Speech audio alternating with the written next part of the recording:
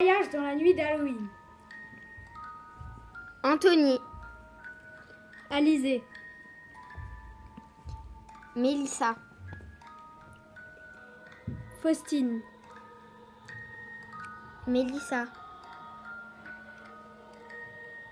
Ilyes,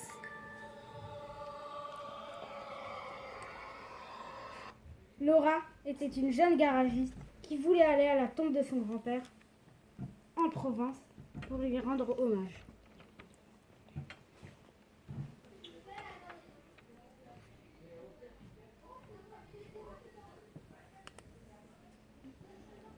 Elle prit sa voiture et la peur au ventre, partit en voyage le jour d'Halloween.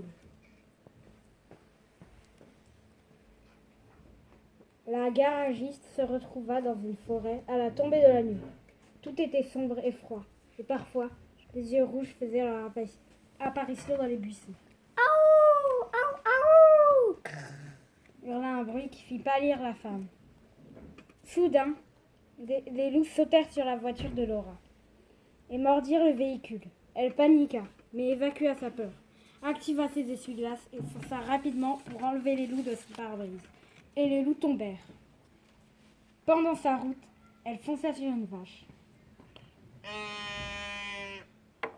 et fit un accident.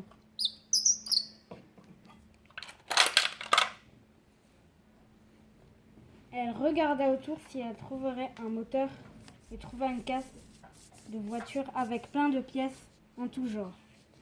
Elle se dirigea vers celui-ci et monta la montagne d'objets. Quand elle allait ouvrir une voiture pour récupérer son moteur, elle vit des pièces bouger. Elle se dit qu'elle rêvait, mais ils bougèrent une deuxième fois.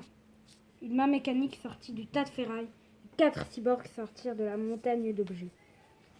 Elle manqua de tomber dans les pommes, mais regagna son courage. Leur chef jeta un projectile de lave sur Laura, mais celle-ci l'évita. Elle eut une idée qui lui faisait trembler, mais elle la fit quand même. Elle prit une barre pointue, visa le bras d'un homme robot, tira avec la peur de sa vie. Mais elle réussit. Les robots explosèrent les uns sur les autres et moururent tous. Dans une voiture, elle trouva un bon moteur et le colla dans sa voiture, puis continua son voyage vers le cimetière. Elle arriva dans son cimetière.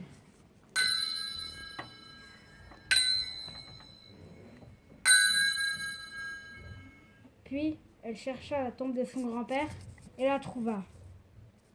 Elle chassa le chien qui était sur la tombe et déposa ses fleurs. Soudain, une voix retentit.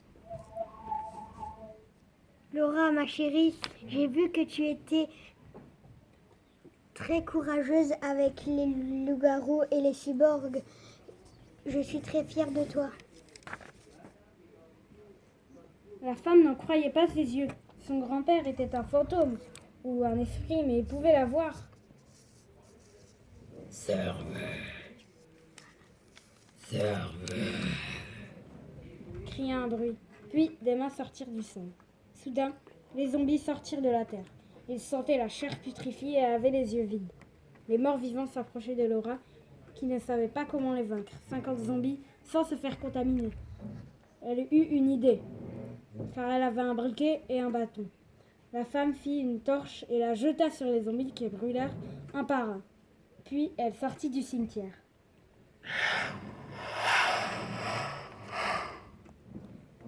Arrivée chez elle, elle avait gagné de la confiance et du courage. Puis, elle décida d'aller en Antarctique.